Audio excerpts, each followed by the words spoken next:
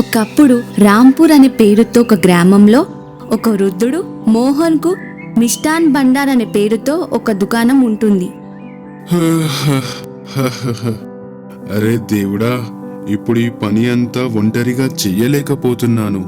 ఎందుకని సోహన్కి మళ్ళీ నేను ఈ దుకాణాన్ని అప్పజెప్పకూడదు? సార్ గారు, నేను శుభ్రం చేసేశాను. ఏంటి, నేను ఇప్పుడు ఇంటికి వెళ్ళొచ్చా? అయితే సరే, వెళ్ళు నువ్వు. సరే సోదరా, నేను కూడా దుకాణాన్ని మూసివేసి ఇంటికి వెళ్తాను.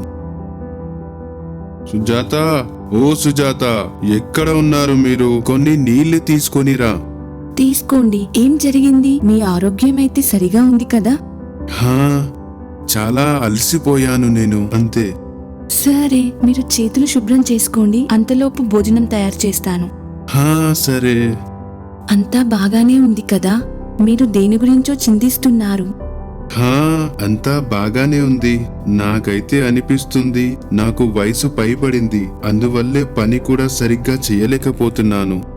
మీరు భోజనం చేయండి, తర్వాత సోహన్తో మాట్లాడండి. హా, నువ్వు కూడా భోజనం చెయ్యు. పద, ఇప్పుడు సోహన్కి కాల్ చేస్తాను. హలో బాబు సోహన్. హా నాన్న, ఎలా ఉన్నారు? నేను బాగున్నాను, చాలా బాగున్నాను. నువ్వెలా ఉన్నావు?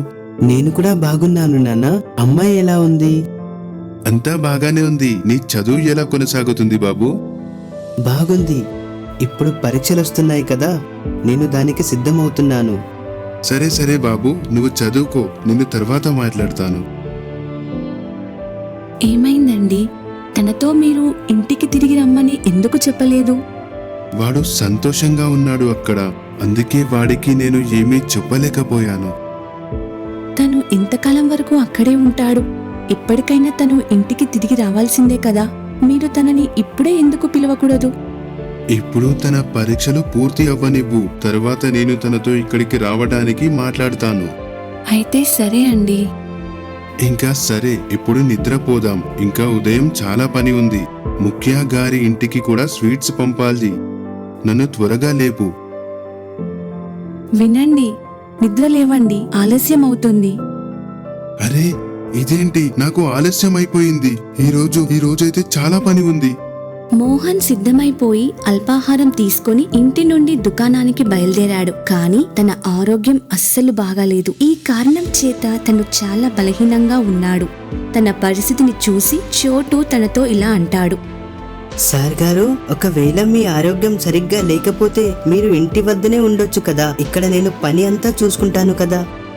ఏం పర్లేదు, నేను బాగానే ఉన్నాను. ఈరోజు ముఖియా గారి ఆర్డర్ ఉంది, ఇంకా సమయానికి డెలివరీ చేయాల్సి ఉంటుంది.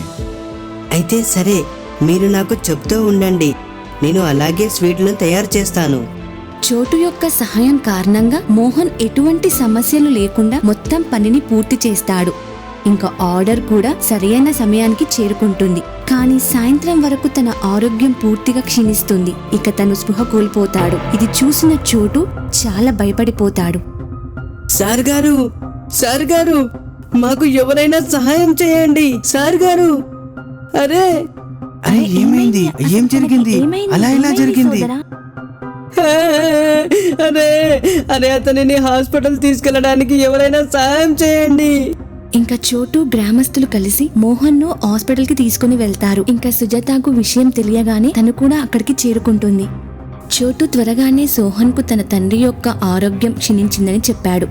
ఇక తను వెంటనే నగరం నుండి రాంపూర్ కు తిరిగి బయలుదేరాడు. ఇంకా తను తన తండ్రిని చూడడానికి హాస్పిటల్ కి చేరుకుంటాడు. మీరిప్పుడు ఏమీ ఆలోచించకండి. ఇప్పుడు సోహన్ వచ్చేశాడు. తను అంతా చూసుకుంటాడు. హా నాన్నగారు, మీరు దేని గురించి చింతించకండి, నేను అంతా చూసుకుంటాను. మీరిద్దరూ ఆందోళన పడకండి, నేను బాగున్నాను. నాన్నగారు, మీరు ఇప్పుడు విశ్రాంతి తీసుకోండి. ఇతర విషయాల గురించి తర్వాత మాట్లాడదాం. అవునండి, సోహన్ నిజం చెప్తున్నాడు. అయితే సరే. వారందరూ హాస్పిటల్ నుంచి ఇంటికి వచ్చారు. ఇంకా ఇప్పుడు సోహన్ మిఠాయి దుకాణం బాధ్యత మొత్తం తనే చూసుకుంటున్నాడు. ఇంకా అదే సమయంలో సోహన్ యొక్క స్నేహితులు తనని కలవడానికి తన ఇంటికి వస్తారు. అరే, మీరు ఇక్కడ రండి, రండి, లోపలికి రండి. అమ్మా చూడండి, నగరం నుంచి స్నేహితులు వచ్చారు. నమస్కారం అండి. నమస్కారం పిల్లలు, మీరు కూర్చోండి, మీకోసం ఏదైనా తినడానికి తీసుకొని వస్తాను. సోహన్ యార్, నువ్వు మళ్ళీ తిరిగేందుకు రాలేదు? ఇప్పుడైతే పరీక్షలు కూడా మొదలైపోతున్నాయి యార్. మా నాన్నగారి ఆరోగ్యం చాలా క్షీణించింది. ఆ కారణంగా డాక్టర్ గారు తనని ఏ పని కూడా చేయొద్దని చెప్పారు. అందుకని నేను తనని చూసుకుంటున్నాను. ఇంకా దుకాణాన్ని కూడా నేనే చూసుకుంటున్నాను. ఇంకా నువ్వు ఇక్కడే ఉంటావా? ఇంకా ఈ చిన్న దుకాణాన్ని చూసుకుంటావా? ఇంతగా చదువుకొని ఏం లాభం ఇంకా? భోజనం చేసిన తర్వాత వాళ్ళ స్నేహితులు తిరిగి ఇంటికి వెళ్తారు. కానీ సోహన్ యొక్క మనసులో వాళ్ళ యొక్క మాటలు ఇంకా కొనసాగుతూ ఉంటాయి. ఇంకా తను అవకాశం చూసుకొని మోహన్తో మాట్లాడతాడు. నాన్నా, నాకు పరీక్షలున్నాయి, అందుకే నేను వెళ్ళాల్సి ఉంటుంది. ఇంకా ఇలా ఆలోచించాను, ఒక మంచి ఉద్యోగం చూసుకొని మిమ్మల్ని అమ్మని అక్కడికే తీసుకెళ్దాం అనుకుంటున్నాను. బాబు, ఒకవేళ మేము అక్కడ ఉంటే మన దుకాణాన్ని ఎవరు చూసుకుంటారు? నాన్నగారు, ఒకవేళ నాకు నగరంలో మంచి ఉద్యోగం దొరికితే ఇంకా దుకాణం యొక్క అవసరం ఏముంటుంది? హ్మ్, ఏంటి అర్థం? నేను ఈ దుకాణం కోసం చాలా కష్టపడ్డాను. ఈ దుకాణం ఎప్పటికీ మూసివేయబడదు. కానీ నాన్నగారు, ఇందులో మనకి ఏం దొరుకుతుంది? డబ్బు మర్యాదలు దొరకవు. సరే బాబు, నువ్వు నాకు ఒక మంచి ఉద్యోగంలో చేరి చూపించు, తర్వాత దాని గురించి మాట్లాడదాం. సోహన్ తిరిగి నగరానికి వెళ్తాడు. ఇంకా తను ఉద్యోగం కోసం చాలా ప్రయత్నిస్తాడు. అలాగే కొన్ని నెలలు గడిచిపోతాయి. సోహన్కు ఏ ఉద్యోగం దొరకకపోవడం కారణంగా తను తిరిగి ఇంటికి వచ్చేస్తాడు. నన్ను క్షమించండి నాన్న, నాకు ఒక మంచి ఉద్యోగం దొరకడం చాలా సులభమని. ఏం పర్వాలేదు బాబు అని ఒక మాట ఎప్పుడు గుర్తుపెట్టుకో. ఏ పని అయినా చిన్న పెద్ద అని ఉండదు. నువ్వు ఆ పనిని పూర్తి మనసుతో ఇంకా కష్టపడి చేస్తే నీకు చాలా విజయాలు లభిస్తాయి. అర్థమైందా? సరే నాన్న, నేనిప్పుడు మనసు పెట్టి దుకాణాన్ని నడుపుతాను. ఇంకా కష్టపడి పైకి తేవడానికి ప్రయత్నిస్తాను. నీకు ఏది అనిపిస్తే అది చెయ్యి బాబు. నేను ఎప్పుడు నీతోనే ఉంటాను. చాలా ఆకలిగా ఉంది. సోహన్ మనసు పెట్టి దుకాణాన్ని చూసుకుంటాడు. ఇంకా చూస్తూ చూస్తూ ఉండగానే వ్యాపారం అభివృద్ధి చెందుతుంది. మోహన్ దాని గురించి చాలా సంతోషపడతాడు. ఇంకా ఒక రోజు భోజన సమయంలో, నాన్నగారు, నేను ఈ దుకాణాన్ని ఇంకా కొంచెం పెద్దగా చేయాలనుకుంటున్నాను. దానికోసం నాకు కొంచెం డబ్బులు అవసరం ఉన్నాయి. ఎన్ని డబ్బులు కావాలి నాన్న? ఇప్పుడైతే 2 లక్షలు అవసరం ఉన్నాయి. ఇక ముందు కూడా కొన్ని డబ్బులు అవసరం ఉంటుంది. చింతించకు బాబు, ఇప్పుడు దుకాణం యొక్క పని ముందు కన్నా ఇప్పుడు చాలా బాగుంది. ఇంకా మనకి ఈసారి చాలా లాభాలు కూడా వచ్చాయి. నేను రేపు నీకు డబ్బు ఇస్తాను. సరే నాన్న. తీసుకో బాబు, నీకు కావాల్సినంత డబ్బు దీనిలో ఉంది. ఇంకా కావాలి అంటే నాకు చెప్పు, సరేనా? ధన్యవాదాలు నాన్న. ఆ డబ్బులతో మోహన్ తన దుకాణాన్ని స్థానంలో రెస్టారెంట్ గా మార్చాడు. ఇంకా దాని యొక్క ప్రచారం సోషల్ మీడియాలో చేశాడు. దాని కారణంగా చాలా ప్రసిద్ధి చెందుతుంది. అలాగే తనకు వేరే వేరే ప్రాంతాల నుండి ఆర్డర్స్ వస్తూ ఉంటాయి. కొద్ది సమయంలోనే వాళ్ళ యొక్క రెస్టారెంట్ యొక్క బ్రాంచెస్ ని కూడా ఓపెన్ చేస్తారు.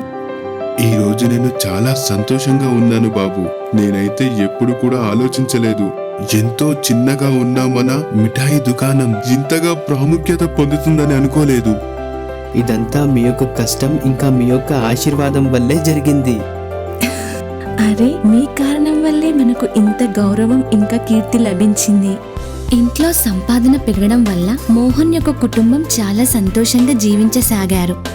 హలో స్నేహితులారా, మాకు కామెంట్స్ చేసి తెలియచేయండి మీకు ఈ కథ ఎలా అనిపించిందని. ఈ కథను ఖచ్చితంగా లైక్ చేయండి. ఇంకా మీ స్నేహితులకు కూడా షేర్ చేయండి. బాయ్. మీకు గనుక మా వీడియోస్ నచ్చినట్లయితే లైక్ చేయండి, ఛానల్ ని సబ్స్క్రైబ్ చేయండి. అలాగే అందరికన్నా ముందుగా మా కార్టూన్ షోస్ ని చూడాలనుకుంటే బెల్ ఐకాన్ ని నొక్కడం మర్చిపోకండి.